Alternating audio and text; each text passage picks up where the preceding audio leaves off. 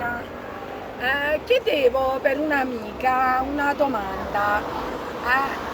Come mai i sindaci sono così attivi a fare pubblicità sui vaccini? Ma hanno la percentuale o hanno la sovvenzione sulla pensione? È una domanda per un'amica, se vogliono rispondere possono anche rispondere sotto al mio video. Visto che si stanno talmente sfatellando a convincere le persone per fare il vaccino, che hanno messo anche il camper che gira per le piazze, quindi c'è un grandissimo interesse. Non si sa, sempre questa amica mi chiede, dice Maria, ma hanno un interesse personale questi sindaci?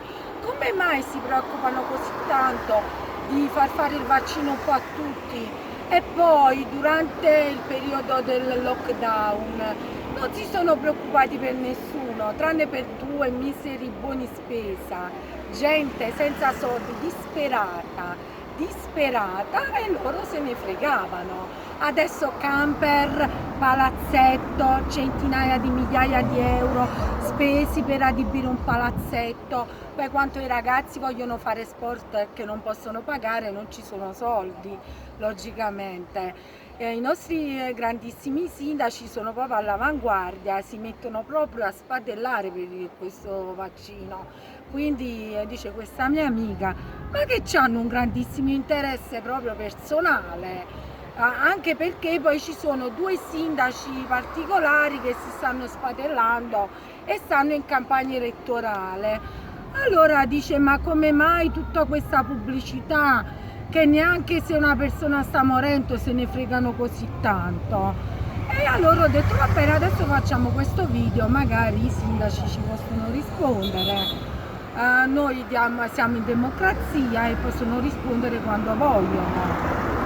Poi un altro breve appunto lo faccio nei confronti dei nostri grandissimi giornalisti. Abbiamo proprio giornalisti all'avanguardia sulla nostra isola. Perché? Che fanno?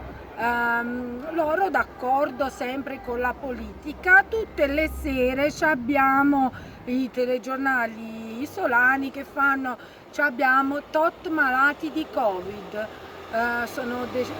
Ci sono stati durante l'arco dell'anno tot decessi, tutte le sere tot malati di Covid e tot stanno in camera intensiva, non si sa quello che dicono, perché poi tutti questi dati si devono verificare.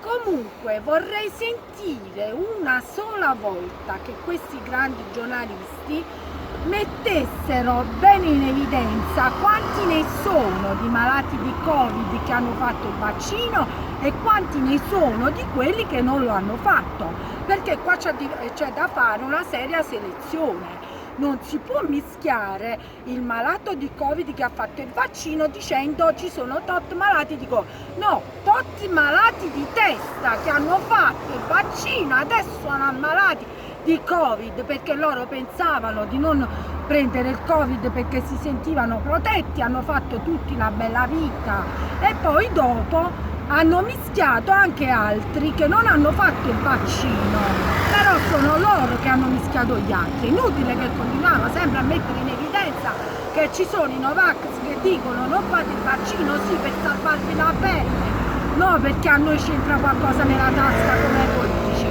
E mettetelo bene in testa, volete morire? E morite, nessuno vi toglie la libertà della morte, come quella della vita.